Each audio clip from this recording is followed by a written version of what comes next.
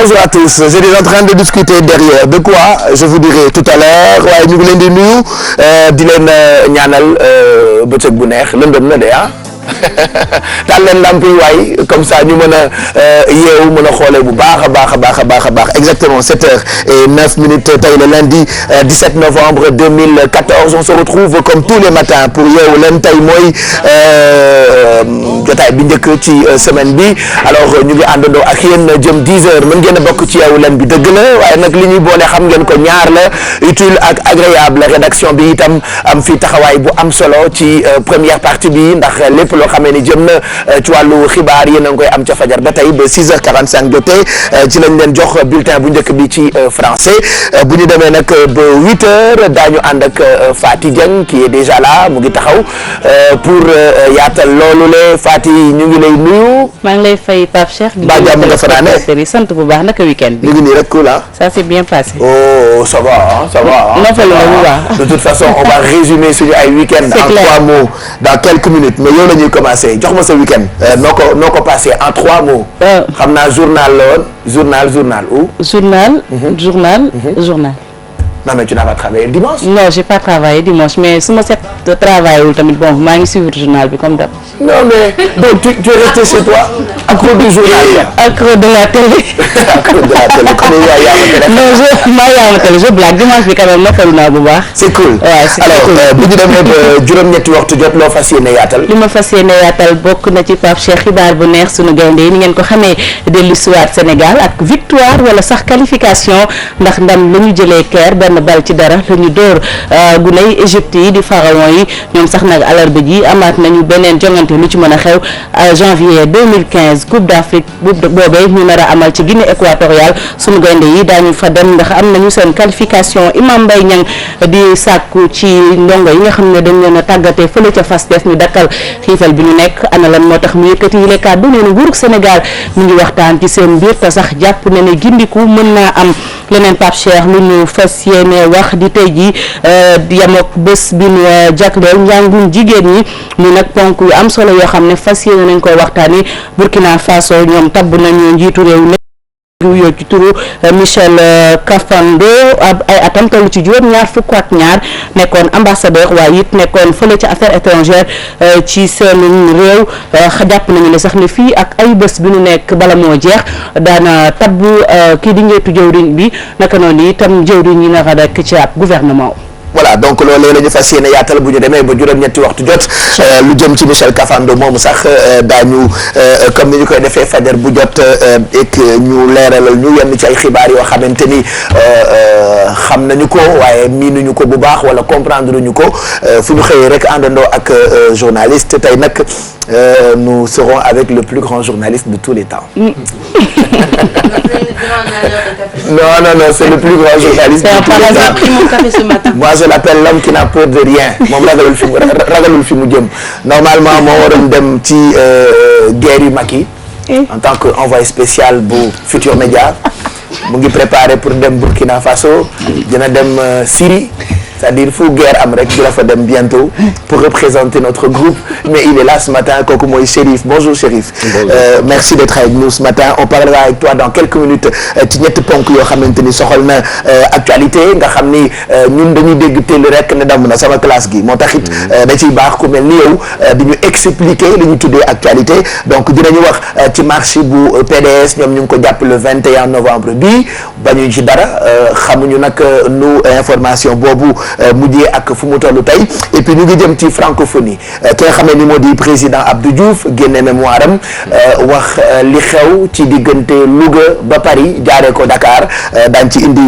di nga ñu ci indil ay leeral pour ñu comprendre mémoire du président Abdou Diouf boobu et puis li Fati Dieng mujjee léegi ci ay xëtam jëm ci Burkina Faso am nañu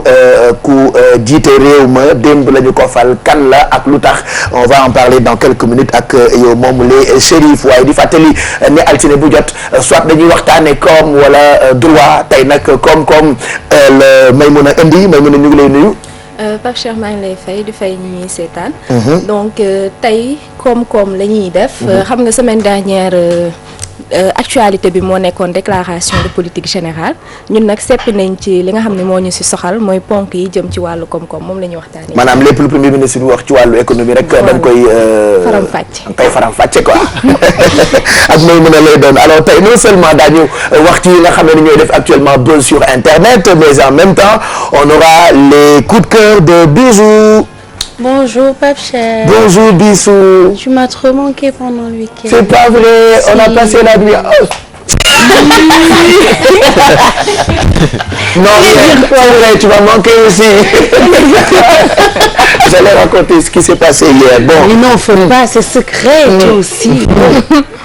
Ça reste entre nous. Faut pas le dire aux autres. Voilà. On n'a rien fait hier soir. Voilà. Aujourd'hui, on va parler des coups de cœur voyage entre Belgique, Sénégal et Sénégal encore Pape Cheikh parce que Papa Outé, le tube de Stromae, je pense que ñëpp xam nañ ko dafa am benn Sénégalais bu génne Papa foo nekk. Ça j'ai jamais vu. Donc ça fait le buzz sur internet en une semaine 40 000 vues parce que c'est incroyable donc li ngeen ko gis tout à l'heure et puis puisque Lions yi dañu qualifié samedi pour dem Coupe d'Afrique am na benn clip boo xam ne dañ leen koy dédié pour remercier leen ci qualification bi ak la dernière fois on devait parler des rêves parce que nit ci ku nekk da nga am loo géntoon Alphie cuisine intelligente la bëggoon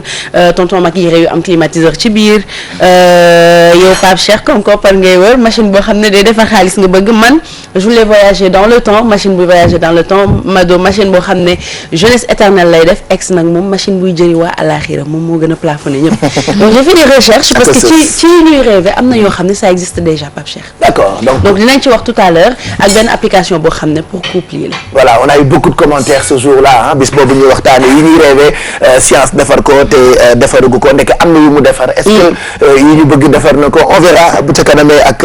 Bissou mu ngi toog Alphie comme tous les matins moom mooy madame gourmandise elle nous propose ce matin loo xam ne d'habitude damay dégg xale jigéen ñi du ko wax keroog tressage la def xaw ma tresse. tey torsade la indi. voilà bokk bonjour Alphie. bonjour Pape Cheikh. c'est dommage qu'on ne voit pas le bas waaye li nga sañ sa tey day ah tubaarkàlla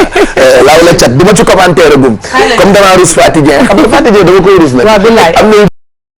wax ci kanamam quoi damay bàyyi ba mu dem ci kaw pour naan café ma doog koo wax mais tey tu nous proposes li ñu tuddee torsade. oui des torsadés. Torsadé. Oui, des torsadés au fromage. Torsadé au fromage. Lan mooy torsadé au fromage Alphie. c'est des amuse-bouches yu yomb a defar Pape Cheikh. même chaque lundi damay fàtte yu oyof ngay defar. xam nga lundi bi moom il faut ñu andi yu léger parce que neex-neex yi dafay bëri. donc très facile à faire même xale yi mën nañu amuser wu defal ko ci seen kër ak seen ay parents. donc ci kanam ñu wan leen yan technique ak yan astuce la ñu utiliser. D'accord. Toujours avec les produits Sophia. jeex na kon oyofal leen ko en tout cas on vous souhaite un très bon lundi une très bonne semaine de travail comme d'habitude lundi dafa xaw a bizarre yenn saa yi mu metti nga xëy sa yaram diis normal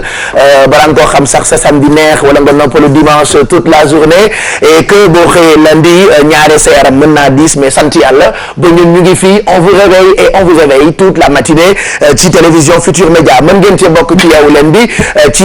kaw ngeen woote ci numéro téléphone yi 88 628 22 22 wala 88 628 04 05 Mamadou Mohamed Ndiaye dina ñëw ci yeewu leen bi bu ca kanamee ay boori 9h45 pour revue de presse bi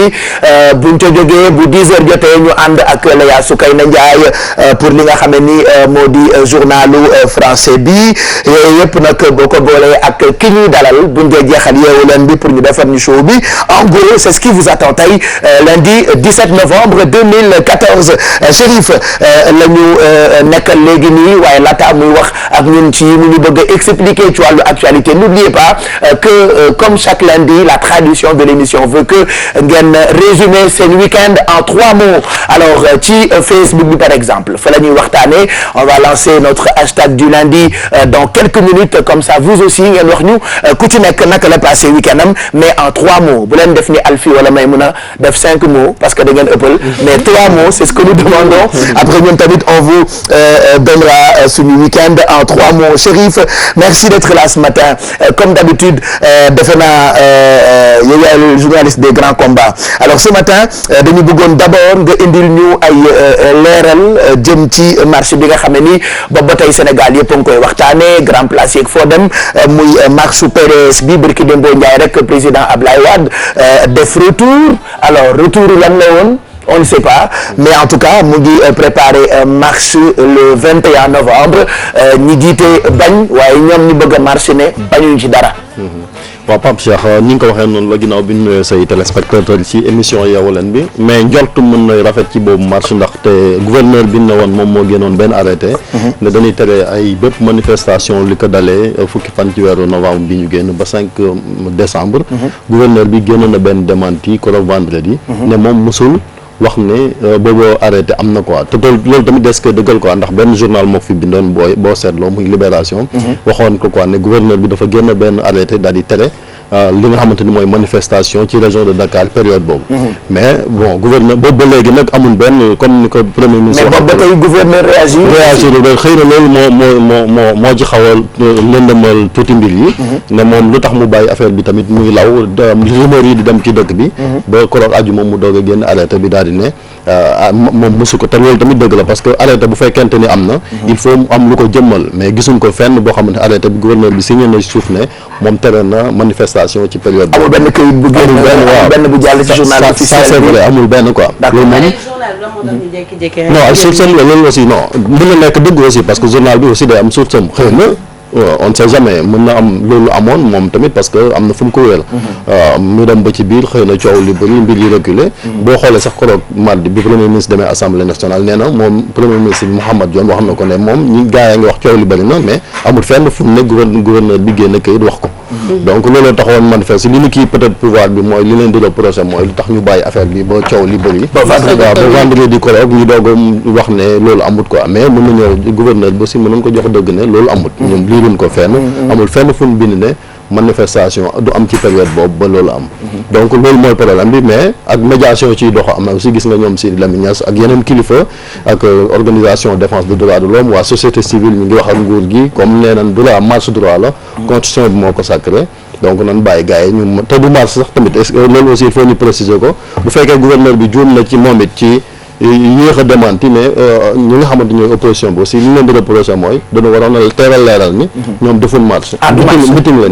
ñuy def meeting la ñuy def place de l'Obélisque ajuma bii di ñëw buñ jullee tisbaar ba pare donc meeting aussi comme meeting moo gën a wax ak mag baax naka jekk di nga gàttee dañu xamoon naa ni mag c'est vrai ñun ñëpp man aussi des fois ma jaay ndaanaan muy PDS ñu ngi préparé seen marche le 21 novembre di jaay taskatu xibaaru ndaanaan c'est toujours bien ñu am explication yi nga xam ni yéenekaay yi ak rajo yi ak télé yi ñu ngi koy wax c'est ça moo tax c'est important quoi confusion boo xam ne il faut gars yi information yi si ñu koy xam nga ñu koy kii quoi mais muy jóge ci parti yëpp quoi ñaari wàll yi parce que sinon dañuy manipuler nit ñi ak yooyu mais il faut ñuy joxe aussi la bonne information mooy d'un côté gouverneur bi musul génne officiellement musul xamul fenn fu mu génne benn arrêté télé manifestation de l'autre aussi opposition bi deful marche meeting lañ def ci place de l'Obélisque bon man affaire maintien de l'ordre nag ñun du suñ wàll mais yaakaar nañ ni maîtriser meeting nga xam ne benn endroit la moo gën a yomb marche boo xamante ni xamoo fu mu jëm bërëb la te dafay compliqué la République aussi argument bi mu joxoon mooy contexte bi quoi parce que francophonie bi mi ngi bëgg a ñëw et puis gis ngeen sax kolo wane nañ fi ci télé bi gars yi def ay simulation pour également xam nga terrorisme bi ni mu demee ci àdduna bi am na kon fi jàpp sax benn waaye ñuy jort ne biram terrorisme la ak yooyu koroog ngeen gis ko peut-être contexte bi ni mu demee moo tax xam naa pour des soucis de sécurité kilifa yi tamit daal di wax ne ñoom marche bi duñ ko télé duñ ko autorisé mais bon buñ demee ba ci biir aussi constitution aussi dafa am solo parce que am réew aussi démocratie la quoi comme dañ ko xaatim ci suñu constitution nga xam ne mooy charte bi gën a ëpp solo dëkk arrêté préfet wala gouverneur parce que gouverneur mënut a jël arrêté boo xamante ni constitution bi joxe ci autorisation wala nangam quoi donc arrêté préfectoral wala bu gouverneur moo gën a suufee lool ab li nga xamante ni mooy loi li nekk ci constitution maanaam bu teree marche wala meeting am waaw bu ñu ko tere quoi parce que loolu bu ñu ko attaqué mooy comme ça ñi nga xamante ni ñoom yow mii tey boo amoon sa manifestation comme mën a doon ci ñun citoyens yi nga bëgg a ñaxtu gouverneur bi génn benn arrêté te yow constitution bi may la ko boo demoon tey attaqué ko ci juridiction yi gën a mag fu demee ni ki chambre bi nga xamante ni mooy chambre administrative bi nekk ay cour suprême ak yooyu nga xamante ni moo fi remplacé cour de cassation loolu boo demee yow dañ lay jox dëgg parce que am na ay jurisprudence boo xoolee ñoom Alioune Tine jamonoy Abdoulaye Wade bu ñu leen doon tere ay marche ak yooyu dañ ko daa def mais liñ ci ñaaw rek mooy à l'époque tamit dañuy xaar ba manifestation bi 6 mois après ñu doog a génn benn verdict daal ne gouverneur wala préfet amul woon droit télémarche bi fekk xam nga marche bu wees la quoi loolooy lenteur suñu administration loolooy jafe-jafe quoi mais du marche meeting la loolu aussi il faut mu leer quoi finalement dina am bon jot nañ quoi parce que opposition bi tam boo xoolee dégg naa ay ñoom Mamadou Diagne Fada ak ñëpp comme gouverneur bi génne na bi njot nañ ni bon affaire yi mi ngi jàmm quoi lépp dina am jàmm parce que tamit Sénégal comme leen wax réewu démocratie la coow li mën na bëri dënn yi jóg mais yàgg-yàgg on se retrouve bon vers l'essentiel mooy li nga xamante ni mooy njëriñu askan wi gars yi marche seen marche ci jàmm ñoom it bañ a def dara loo xamante day saafaanoo ak day yàqal nit ñi gàllankoor ak nangam ñu encadré ko ñu marche ngoon jot ku nekk ñibbi quoi alors président Wade actuellement il fait le buzz mu ngi def xanaa moom mooy Mame Buzz pas buzz moom mooy Mame Buzz li mu def ay retour dafa jokkoon na def le retour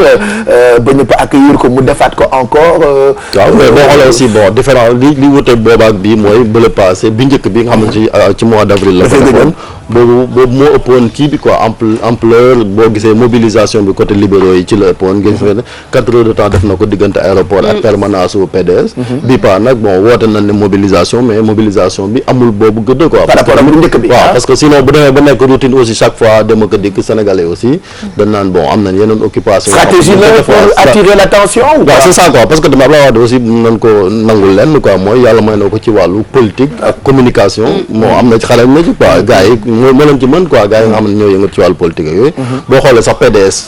ñi fa nekk loolu la quoi li ñu leen di reprocher mooy après Wade quoi lan moo fay des après Wade parce que boo xoolee Abdoulaye Wade bu dee arrangé ful yi moom la boo xoolee sax ni affaire bi nii li tax ñoom ñu dëgër nii ne muy taw wala muy naaj bu même bu tremblement de terre am mu dinañ meeting Abdoulaye Wade moo leen jox boobu fit quoi parce que moom moo ne woon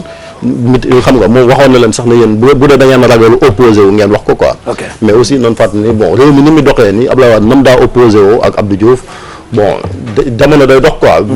xeetu opposition boobu aussi nit ñaa koy weesu quoi parce que moment yi gars yi citoyenneté yi ak ci leen gën a farlu quoi même si parti politique am nañ doole trop mais nan xam ni ñi ëpp doole ci askan wi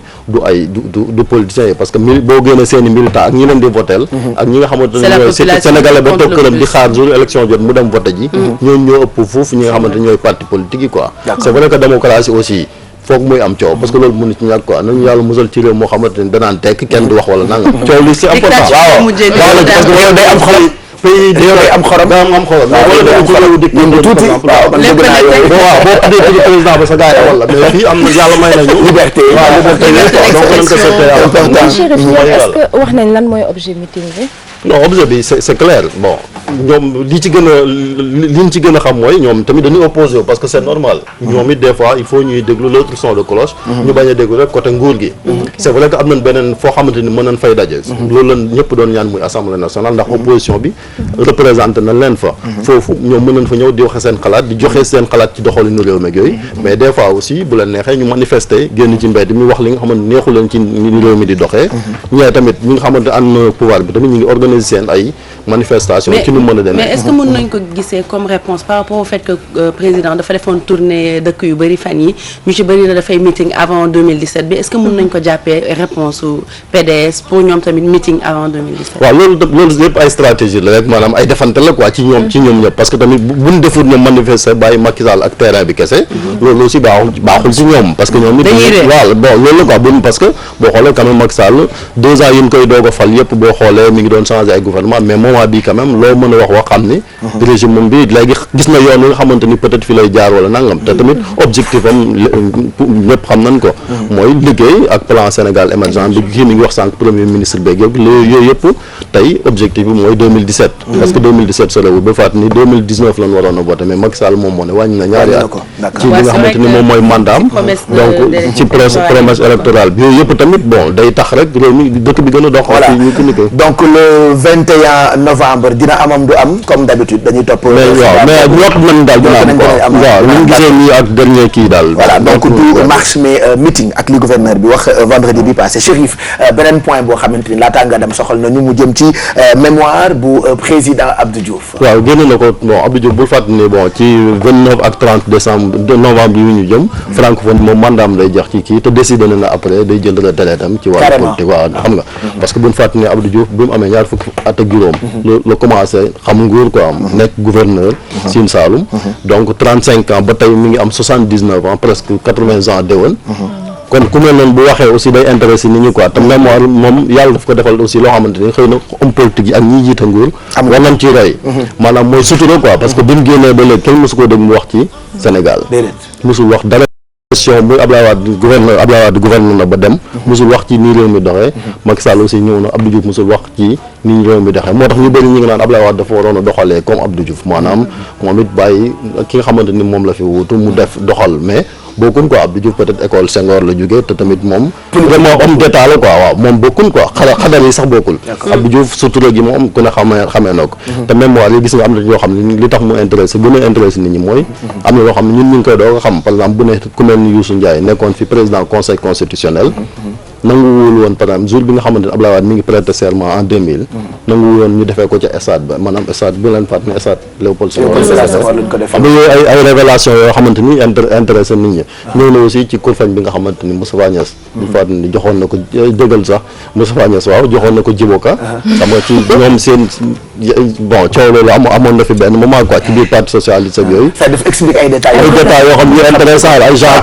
il dit que bi ñu joxee résultat yi ci néegam la nekk voilà ak famille am yooyu yëpp quoi bi mu yégee résultat yi mu xam ni peuple bi tànn na keneen ko dul moom il s'est dit ok te moom sax wax na sax ne moom bëggul woon sax gagné quoi parce que bon man fàttali ni Abdou Diouf à l'époque en 2000 bëggoon na dem mais gars yi xam nga la nguur doon ci ñëwaat ci ay Blaise Compaoré ak yooyu nguur dafa neex boo xam ne en général ñi lay wër surtout ñoo lay sonal ñoo lay dugal ci gudda du ci moom sax mais des fois sa entourage moom la ñuy wax parce que day dem ba benn moment usure du pouvoir boo yàggee ci pouvoir bi yow da ngay dem ba déconnecté quoi doo xam société bi li ñuy dund Abdou Diouf waxoon nag fii kilo ceeb sax doo xam ñaata lay jar wala nangam bolu meew yu juróom voilà yooyu xam nga des fois waaw c'est ça quoi donc moo lay wan yooyu lépp sa entourage dañuy dem ba bunkeriser la maanaam làq la foo xamante ni peut-être doo jege sa askan ba xam jafe-jafe yi quoi doo xam réalité yi loolu nag ñi lay wër ñoom ñoo ci am intérêt moo tax ñu lay dugal ci yenn guddi mais demoon na ba moom xam ni bon que les carottes étaient cuites bon parce que sénégalais yi bëggoon nañ changement parce que moom bul fàtt ni bi mu en 1970 la ko Senghor def premier ministre mooy d'ailleurs le premier ministre bi gën a yàgg ci primature parce que def na fa 10 ans 70 ba 80 donc yooyu yëpp tamit nekk na koo xamante daal homme d'état vrai homme d'état boo koy wër quand même ci Abdou Diouf la quoi parce que am na qualité yi ak yooyu yëpp moo tax Senghor wóolu woon ko bàyyi fi ñi nga xamante ni ñoo nekkoon cadre du parti socialiste à l'époque daal di koy jox nguur gi parce que bul fàtte ni bi mu dem article 35 bi nga xamante ni moom moo waxu ay élection ni ñu defee président beeg yooyu ci article Senghor daal di koy jël daal di koy tax te moom tamit wax na secret bi nga xamante ni ci la Senghor wóoru pour defoon ko li nga xamante bàyyi woon ko ak nguur gi quoi parce que mooy jub gi te tam fii gis nañ fi premier ministre di wax du yàgg ak président mooy duñ déggoo seen biir wala nangam parce que da ngay dem ba ci biir ngay xool place président bi waaw donc koy jege waaw Abdou Diouf moom wax am na benn anecdote bu muy nettali mu ne moom xam nga dafa yàlla dafa may taay quoi mu njool te Senghor dafa gàdd mais te tam boo xoolee buñ demee fenn ñoom ñaar chaque jour premier ministre moo war a nekk ci ginnaaw président mais moom comme taay bi ni mu ko may woon mayu ko woon waaw amut suñu kersa amoon na kersa daal di jege Senghor sax di ko sut quoi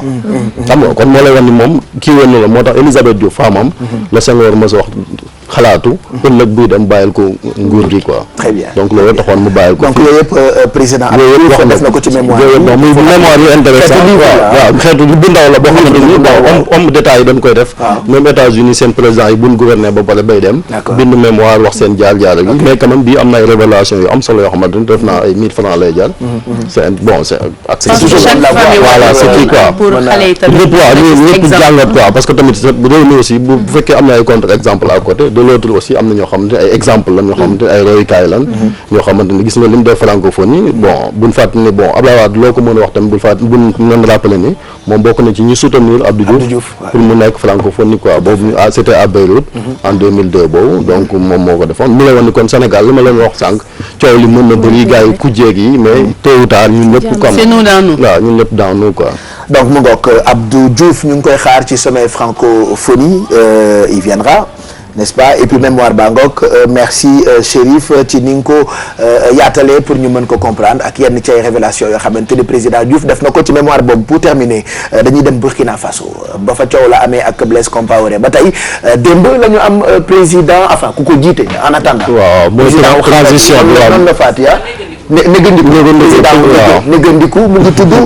Michel Kafando. waaw moom 72 ans la am Michel Kafando boobu. moom nekkoon fi ministre des affaires étrangères benn moment représenté woon na fi ba à l'époque ñu ngi doon wax Burkina ñi ngi ko doon wooyee Haute-Volta. moom moo ko représenté woon ci Nations Unies kon muy diplomate bu xarañ gars yi bi ñu waxtaanee seen biir daal. ci leen ko fal mu daal di jiite li transition bi. buñ fàttali ni moom sax jot naa jàngee Sénégal gi quoi pour dire bon relation Sénégal ak Burkina aussi yàgg na parce que boo xoolee seen élite bi. mu ngi ci classe politique wala même ci officiers yi militaires yi ñu ci bëri ñu ngi jàngee ay Charles Thioré comme ñoom Blaise ñëpp jaar nañ fa. ñoom Thomas Sankara quoi moo tax ñaari pays peuples yi xaw a niroo. te Burkina aussi vraiment il faut ñu attitude quoi parce que réew la moo xamante ni depuis 2 semaines. chaque jour ñu jàngal Afrique wala àdduna bi wan leen. ne peuple bu intégré ngi noonu quoi comme wuyoo seen tur mooy seen tur parce que boo xoolee après transition bi sawaay demee insurrection bi le 31 boobu dañu yaakaaroon ni réew mi ci fitna lay dem coow li bëri di jàppal bàyyil mais armée bi mu ñëwee tamit ki ñuy wax Zida moom moo ñëw bon kenn xaaru ko woon parce que ñëpp ngi doon xaar Honoré Traoré mooy général bi nga xam ne moo fa nekkoon jël pouvoir mais après dañ demee ba ci biir ki nga xamante ni mooy Zida moom lañ tafla woon ci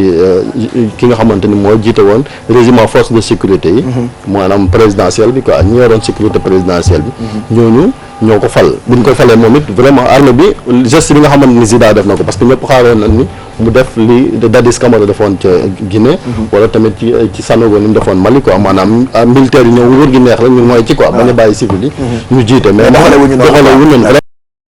dooleel image u armée bi parce que boo xoolee Burkina benn civil moo leen mës a jiite bi ñu amee seen indépendance ba léegi nii tey mu doxalee armée bi lu leen mënoon reproché tey defal na maanaam raxas na def nañu tekk benn coow xëccoo nguur loolu aussi bon dañuy rafetlu également li nga xamante ne moom la Sénégal def parce que bu ñu fàttali ni Macky Sall moo jiite woon groupe de contact gu maanaam dialogue bi quoi maanaam waxtaan seen biir loolu succès diplomate li ci Sénégal buñ ko fàtte te tamit comme ni ñu ko waxee ñi nga xamante ne ñooy civil yi aussi dañ jiite affaire yi pendant un an après ñu dem ci ay élections yoo xamante ni moom du ci bokk ki nga xamante ne mooy ki Michel Kafando moom du bokk parce que boo jiite transition dootoo bokk ci élection ko ngay bàyyi kon te tamit kilifa bi dafa baax ci réew Burkina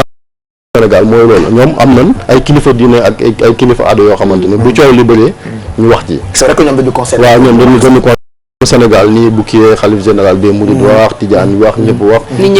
ñi kalmuwaat waaw ñoom it ñoom am nañ seen mongoon na ba maanaam ci ak mais kooku mbiram aada la gën a yëngatu comme ni grand sëriñ mel ci lébu yi noonu la mel bi coow li bëri moom it joué ci rôle boo xamante ni jàmm dellusi na kon mu wane ni Burkina Faso aussi il faut ñu tirer leen chapeau bu amee Afrique ay président yoo xamante ni ñi ngi roñ ci pouvoir bi wala ay peuple yoo xamante ni ñi ngi def na ko sud noonu ñoom ay peuple yu intègre lan boo fàttee demee insurrection bi ñëpp a génn ci mbedd mi di ko nettoyer ak yooyu di ko bale c'est bien ça xam nga balewaat yàq yeeg yooyu yëpp donc muy wane ni vraiment exemple chaque jour vraiment Burkina moom cas bi vrai cas d'école la pour beaucoup de pays quoi même pour les présidents li ñuy am ci ay exemple ci continent bi quand même bëri non dafa bëri parce que ñu ngi wax ñu waaw bëri na trop moment bi dinañu lem seen i genn toog ci wala ñu régler rek bëri na trop parce que Rwanda boo xoolee pour Kagame ñi ngi naan mi ngi moom it yàgg na ci pouvoir 94 ba léegi mi ngi bëgg a modifier constitution bi République démocratique du Congo boo xoolee Kinshasa même Bénin bi nga xamante ni sax ñi ngi xamee woon ci pays démocratique yooyu ñi ngi njort ne ki nga xamante ni mooy yayi boni ak yooyu moom it day bëgg a modifier constitution mais loolu mi ngi bëgg a jeex ci Afrique quoi. mais c'est vrai que bi ñu paree ci manifestation yi au Burkina nit yu bëri dañu defoon benn liste président yi nga xamante ne ñi ngi jël ay risques actuellement naan kii moo ci topp kii moo ci topp et puis ay questions lañu doon posé woon te ku nekk di joxe turu benn président bu ci topp. bon après léegi peuple bi dafa tuñu. waaw dafa tuñu les Africains léegi peuple dafa tun quoi parce que nit ñi léegi citoyenneté bi dafa yokk société civile bi aussi di émerger wu ci Afrique yooyu aussi am solo Sénégal boo xoolee Y'en a marre bi ak yooyu nga fi gisoon M23 juin yooyu yëpp dafa dem ba Burkina Faso ay ballot citoyen di roy ci ñoom looloo tax ñoom it ñu daal di réussir seen li nga xamante ni mooy seen journée boobu quoi. super ben merci beaucoup Chérif xam naa ni wàccaguloo da ngay dellu rédaction bu ko defee ngeen toggal ñu ay xibaar ci télévision Futurs Médias donc ñetti ponk yooyu bu ci nekk indil nga ñu ci ay leeral ñu comprendre ko bu baax jëm ci marche PDS bu ou plutôt meeting bu PDS wax itam ci mémoire boobule Abdou Diouf bind ñu mën ko tuddee livre bu ndaw mu def ci ay révélation yoo xamee ni di ngeen tàggoo ak kumpa jëm ci fii Abdou Diouf jaar yëpp Louga ba Dakar jaaree ko Paris et puis Burkina Faso ak kii fa jiite léegi benn at la wala toog en attendant ñoom itam ñu organiser élection mu ngi tudd Michel Kafando wala Kafando en tout cas moom moo jiite léegi dëkk boobu lay di Burkina Faso jërëjëf Chérif merci jërëjëf jaaraama on vous souhaite une bonne journée ñu ngi leen di ñaanal bis bu neex semaine bu neex itam lañ leen di ñaanal tey ci télévision Futurs Médias dans quelques minutes ñu àndandoo ak suñu coach ci ay exercice yoo xamante ni mën na noddanti suñu ay noor en attendant Fati est-ce que mën nañu xool jaww ji laata ñuy wane lii yéen a kaay yi xëyee tey seen i xët ak ñoom seen bay dem sax rédaction centrale bu l'Observateur tey ni démb ak bërki démb wala tey ni ba ñu dooree novembre ba tey ñu ngi am quand même péexu fajar. peexu fajar bi mi ngi ñëw c'est très normal Pape Cheikh comme ni ñu ko waxee nag mois de novembre lañ nekk novembre nag moom moo nekk transition maanaam mois bi nekk ci digg bi jeexintalu tàngaay bi ak commencement seddaay bi donc peexu fajar bi c'est très normal mais également il fait très chaud et pour les températures de la matinée retenez Kédougou 19 degrés Kolda 19 également Ziguinchor 22 Tambacounda 25 degrés Kaolack 22 Diourbel 22 Linguère 23 Matam 26 Podor 24 Saint-Louis 23 Dakar 25 donc retenez qu'il fait moins chaud à l'intérieur du pays le temps reste dégagé quand même sur l'ensemble du territoire dans l'après-midi 31 degrés à Dakar Saint-Louis 37 degrés 41 à Podor à Matam et à Linguère et 40 degrés à Diourbel, Kaolack 40 degrés, 38 à Tambacounda, Ziguinchor 36 degrés, Kolda 38 et Kédougou 37. La première pleine mer s'est produite à 4h55 et la suivante est prévue dans l'après-midi, plus précisément à 17h45. La première basse mer va se produire tout à l'heure à 11h20 et la suivante dans la soirée à 23h35. L'activité des poissons sera bonne. Cependant, amis pêcheurs, n'oubliez pas vos gilets de sauvetage. Les meilleurs moments de la journée pour aller en mer, 9h à 11h et 21h24 à 23h24. Le roi soleil a déjà fait son yeewu. Cependant, il faut noter Pape Cheikh qu'il a fait du bidanti parce qu'il s'est levé à 7h12. Il va se coucher à 18h38. Pape Cheikh, c'était là les informations de la météo. ay xale yoo xam ne dañoo mel ni ñuy liggéey Daara Jolof. liggéey télé ragal télé baal ma Fati maa ngi xuloo ci ginnaaw rek ah wala xuloo fajar baaxul. xuloo fajar baaxul bàyyi xuloo bi. bàyyi xuloo dafa teel ah kii dafa yebaate waay ba pare bañ ko filmer mos naa gis ni liggéey télé bañ télé c'est quoi ces histoires là. what does this mean? yeah petit allez ñoo ngi woon yeewu leen day am ci kanam am ci ginnaaw jërëjëf soxna Fati mu nekkoon xibaaru jaww ji en tout cas lu mu ci mën ci doon daal tàngaay baa ngi des ba léegi. non il fait très chaud. bu peexu fajar amee it yenn saa yi nga am bouffée de chaleur. bouffée d'oxygène lañu koy waxee wala du bokk la bouffée d'oxygène ba tey maa du bouffée d'oxygène moo gën a fort bouffée de chaleur wala bouffée de chaleur moo gën a fort bouffée d'oxygène. oxygène kan mooy bu baax rek. oxygène dafa baax. bouffée de chaleur ménopause. Ménopause. tàngaay bi moom ni nga ko waxee mi ngi continuer mais quand même ay côté Kédougou Kolda actuellement ñoom moom seen seddaay mën nañ ne sax commencé na dugg en tout cas j'ai même entendu ay 20 degrés dans ce 19 degrés à l'ombre Kédougou Kolda Tambacounda mais nag ñi nga xam ne moom ñoo plafonné Pape Cheikh mooy côté Matam Linguère Diourbel sama diwaan foofu moom ay 41 degrés ngay am ci ngoon bi donc matinée bi également ñoom ñooy am température maximale 26 degrés donc ñoom moom foog naa ni xaalis million ji ni mu koy waxee war nañ ko di saa su ne ak ndox mu sedd guy toog ci nu mu tuddati toog ci keppaar yi comme ni ñu koy defee di feexlu daf ci am solo jërëjëf soxna Fati xanaa laataa ngay dem bay que tàmm nga ko bu heure bi jotee da ngay bëgg a dem jël sa café bu tàng jër pare del si 8h laataa ngay dem nag ñu jàll ci yéene kaay yeeg ni ñu xëyee tey altine ku ci nekk ak sa xët Grand Place par exemple mën nañu xëyee ak moom def na nataalu président Ablaye Wade ak président Macky Sall ñu bind ci Grand Place bi tey ni Wade pour le mortal combat malgré l'autorisation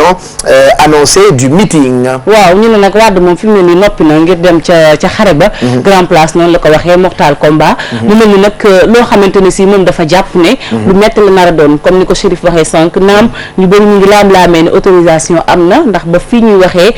gisuñu woon benn arrêté bu firndeel ni gouverneur moom moo tere woon boobu le meeting lu ci mën a am waa PDS ñoom noppi woon nañu bu yàgg ba ñu waxee ci lañu daasoon seen ay xeer ak seen i doj taxaw ne meeting boobu dañ koy amal place de l'Obélisque ñu ngi wax sax ñoom nee ñu luñ koy xaar ci doomu aadama bu ñu ko xaymaa ëpp na ñaar téeméeri junni di wéy enquête moom yéen kaay bi xëyee na tey ak taxawaayu suñu gaynde yi ca Égypte alors enquête daal di def ci xëtam bu njëkk qualification des Lions pour la CAN 2013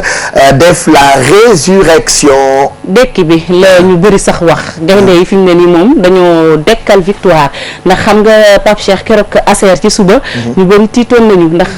bu lajj amoon foofu dina metti parce que Égypte dafa timboo woon ak kii di Botswana lu ci mën a am suñu gaynde yi daal jëlee nañu ndam fële ca Caire ndax benn bal ci dara lañu door Égypte comme niñ ko taskatu xibaar yi di waxee ci valise yi dañ fa indaale victoire ticket pour dem Guinée équatoriale ñuy ñaan nag mu bañ a mel ni la xewoon ca Bata atum 2012 Alain Giresse daf ma dégg dama ko menacé la dernière fois moo tax it tu avais franchement intérêt à bien accompagner cette équipe pour ñu mën a qualifier quand même ci Coupe d'Afrique des Nations beneen yéenekaay boo xam ne ni mu ngi xëyee ak li ñuy waxtaane sànq ba tey jëm ci 21 novembre ak arrêté gouverneur ñu bind ci direct info ni ki nga xam ne ni moo di Mohamed Dionne sauve la communication gouvernementale. waaw ñu ne Mohamed Dionne moom moo sauvé communication gouvernementale lan moo tax mu sauvé communication gouvernementale mu ngi ci biir direct info lu ci mën a am Pape Cheikh daal li ñu doon wax amul benn kayit buy firnde ne dañu tere woon boobu lay arrêté leneen lu ñu mën a jàpp rek moom mooy ni ko Mohamed Dionne waxee du njiitu réew bu Sénégal moom mooy xaatim boobu lay arrêté lu ci mën a am ay interdiction tere ay dox ñaxtu du nguur gi wala boog njiitu réew moo koy def waaye dafa am ku ñu dénk mbir mi muy gouverneur comme ni ñu koy waxee saa su ne voilà et puis ñu wax ci xëtu yéenekaay bii di réew mi quotidien nag xëy naag nataalu président Ablaye Wade ak ki nga xam ne moo di Sidi Lamine Niass mi demoon seeti président Macky Sall mu jigi mu dem seeti itam président Ablaye Wade Ablaye Wade wax ñu def ko ci xëtu yéenekaay bii di réew mi mu ne nous refusons de négocier sur nos droits. waaw nee na nag lu jëm ci seen sañ-sañ kenn du ci waxtaan négociation mënul am ci droit wala ci sañ-sañ Sidi Lamine Niass nag ni nga ko waxee ñu ne médiateur la ndax dans un premier temps gis nañ ko mu dem palais de la République seeti njiitu réew bu Sénégal Macky Sall gisee it ak ñi nga xam ne ñoom ñooy kujje gi li mu bëgg rek moom bu ñu sukkandikoo ci ay kàddoom mooy fexe ba déggoo am ci seen biir déggoo googu nag du yem ba ci côté waa PDS ndax Abdoulaye Wade nee na lu jëm ci seen sañ-sañ kenn du ko négocier. d'accord et puis yéen kaay bii di Libération moom dafa xëyee ak ay Irakiens yoo xamee ne ñu ngi leen teg loxo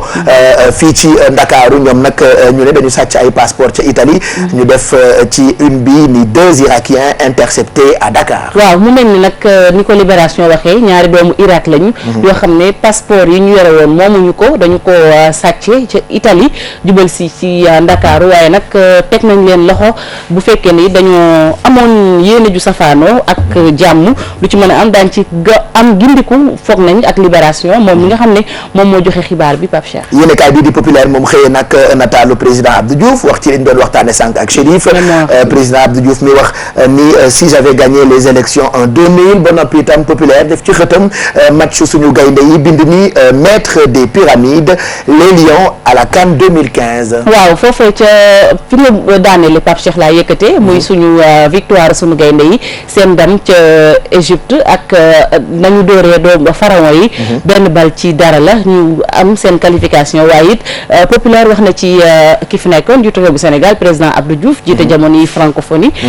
wax na ci it ni nga xamante ne si def na ko ay ponk yu am solo yu mu yëkkati ci mémoire bi benn bi moom sax eggale wuñu phrase bi yaakaar naa dani su fekkoon gagné naa élection présidentielle yu 2000 voilà ñetti point suspension xam naa ni ku ibbi Populaire bi di nga ci am ay firnde wala sax nga dem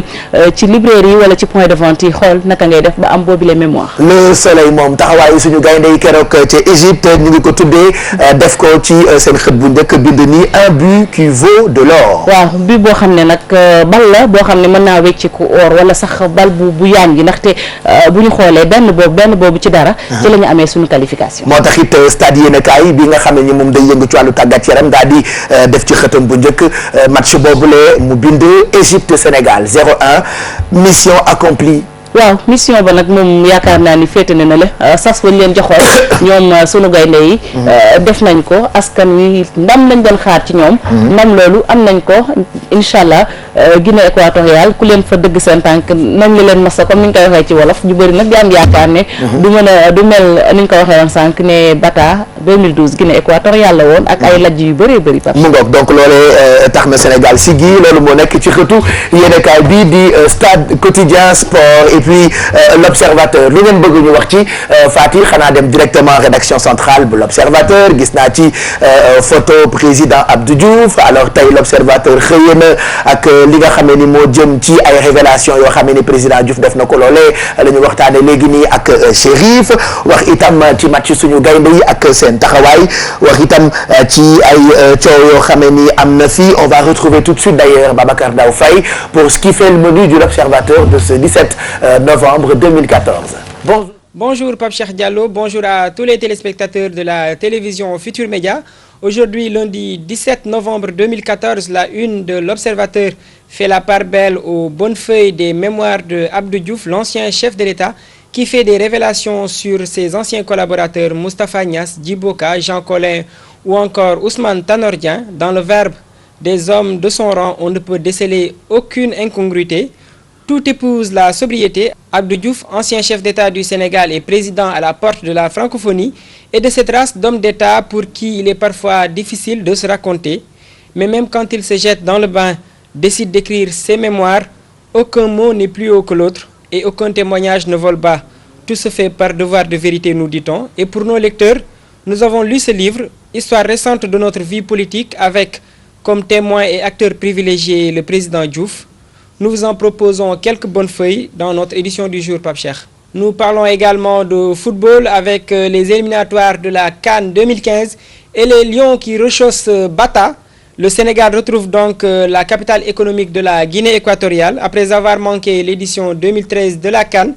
les Lions du football vont donc renouer avec le goût d'une compétition continentale. Leur brillante victoire samedi dernier face à l'Égypte au Caire permet à l'équipe d'Alain Giresse de reprendre le chemin de la Guinée équatoriale avant même la fin des éliminatoires de la Coupe d'Afrique. De quoi donner beaucoup de confiance à Bouna Koundoul, un des rares rescapés du naufrage de Bata en 2012, où le Sénégal fut éliminé dès le premier tour, ou encore à Aliou Cissé, ancien capitaine des Lions, qui estime qu'avec ce groupe, on peut aller très loin. Et pour terminer, nous parlons encore de cette traque des biens acquis avec le procureur général qui demande l'annulation d'un rapport d'expertise des bijoux de Aïda Ndjong. C'est donc le parquet général de la Cour d'appel de Dakar qui se mêle au dossier de la sénatrice en demandant au procureur de la République d'annuler le rapport d'expertise fourni par Cheikh Hadj sur les bijoux évalués à 3 milliards sur ordre de l'ex-procureur spécial Prélacréi Aliou Ndao. Ce, au moment où l'expert réclame près de 180 millions de francs CFA d'honoraires et démarre une saisie des comptes de la Caisse des dépôts et consignations. Voilà, Pape Cheikh, c'était tout pour les principaux points de la une de l'Observateur de ce lundi. Nous en profitons pour vous souhaiter une excellente semaine et puis bonne lecture à tous. Merci beaucoup, Babacar Daw Faye. On vous retrouve demain pour ce qui fait le menu de l'Observateur. Maïmouna, c'est magnifique. Alors, tey ci koom la ñuy wax da nga déglu le premier ministre bi muy def déclaration de politique générale. nga ne lépp loo xamee ni wax na ci wàllu koom rek nga jël ci li la ci intéressé. yow yaa pire nag li la intéressé rek ngay jël ce sera pour tout à l'heure ak Maïmouna comme nous le faisons tous les lundis mbokk yi mbaa jàmm ngeen fanaane bu ngeen yeewoo ñu àndandoo jëm 10 heures ñu woo léegi coach yegsil kookoy coach Soumas ay bantam la indi de xanaa ñu wut ay bale taxaw ci kër yi yéen ñu nekk ci biir kër yi bu ngeen concentré woo bu baax ci li coach di proposer tous les matins di ngeen mën a defar seen yaram bu baax pour le sport. Alors, comment ça va? Allez, à vos bâtons, prêts, concentrez-vous. Moi je suis devant vous et je vous surveille. Alors bonjour tout le monde, ravi de vous retrouver ce matin. Bu ngeen amul balay baax na wala raakale ci ngeen indi. waaye Alfia naan waaye ulli daa am la cat. Ah ouais. C'est parti, on va travailler les bâtons, c'est parti. Vraiment Alfie, on est content. On est fiers de toi. Un, vous changez. Allez, c'est ça. On reprend la même chose. Allez, on change de côté. Regardez la suite. Là, on respire. Revenez. Inspirez, expirez à chaque fois. Si vous n'avez pas de bâton, faites le tour du poids du corps. Place. 8, 7, 6, 5, 4, 3, 2, encore 8, 7, 6, 5, 4, 3, 2, relâchez le premier bâton. Regardez le premier bâton. Allongez tout. Le talon vers le plafond. Le bras tendu. Respire. 7, 6, 5, 4, 3, 2, on met sur le côté de répétition. 8, 7, 6, et les talons plus haut. 4, 3, centrez toute la partie postérieure. 4, 3, 2, et vous relâchez. La même chose, on change de côté. Même chose. Partez. 2, allongez. Allez, juste le talon tout le monde. Les bras aussi. Visez le plafond. 3, 2, même chose sur place. 8, 7, 6, 5, 4, 3, 2, juste 8, 7, 6, 5, 4, 3, 2, voilà, regardez, le bâton, le ventre, vous la mettez là, sur la partie chambre du dos. Maintenant, vous gardez les talons bien ancrés au sol, le bassin reste fixe. À partir des épaules, vous pivotez à droite et à gauche. Regardez, tout le monde à droite. Pivotez, revenez. Parfait. Écartez un petit peu les talons. Parfait. Quand vous le faites, vous devez garder les talons bien ancrés au sol. Et le bassin reste fixe. Donc, sur les épaules, vous travaillez la taille. Glissez et vous revenez au milieu. Même côté. Même côté. Ce qu'il ne faut pas faire, c'est ça. Donc, bien ancré au sol. Juste sur le côté. On change de côté. Même chose. 8, 7, 6. Les cuisses ne bougent pas. Les cuisses restent face à l'écran. Donc vous poussez juste à partir des épaules et vous revenez. Poussez les épaules. Maintenant regardez. Petit battement sur le côté. 8, 7, 6, 5, 4, 3, donnez-moi encore 8. Même chose. 8, 7, 6, 5, 4, 3, 2, changez, changez. Allez, on change de côté, petit battement. Petit battement pour augmenter la chaleur. C'est ce qui fait la différence. Cherchez-moi cette chaleur. Allez, encore 8. Juste 8. Let's go, let's go. 8, 7, 6, 5, 4, 3, 2. Regardez maintenant. À droite, à gauche pour finir. Les deux, c'est le dernier. Accélérez. 8, 7, 6, 5, 4, 3, plus rapide que ça. Même chose, 8, 7, 6, 5, 4, 3, dernier, juste 8, comment 8, 7, 6, 5, 4, 3, 2, vous relâchez, là on étire maintenant,